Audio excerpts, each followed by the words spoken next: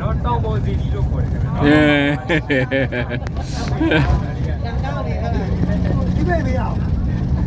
ဒီပိတ်ပြအောင်လား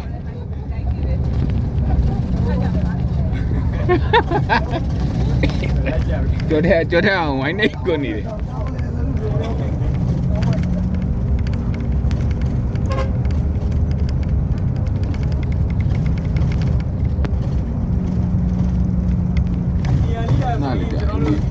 ကြာပြီပေါ့နော်ကျွန်တော်ပင်လောင်းနေရဒေသဆိုရင်ကျွန်တော်ဖေကုံဟိုဘက်ကျော်လေးမှာစစ်ပွဲတွေဖြစ်နေရဖြစ်တဲ့အတွက်ကြောင့်ကျွန်တော်သွားတာဟိုတောခွင့်ကိုပြန်ဖွင့်ထားဆိုရင်ဒီ17လပိုင်းလောက်မှပြန်ပြီးတော့ပေါ့နော်တောလောက်ကိုပြန်ရထားတာဗျ။စောင်းကတော့တောလို့မရဆိုရင်ဒီပေါ်မနေတော့ဘူးပေါ့နော်ကျွန်တော်ဒီ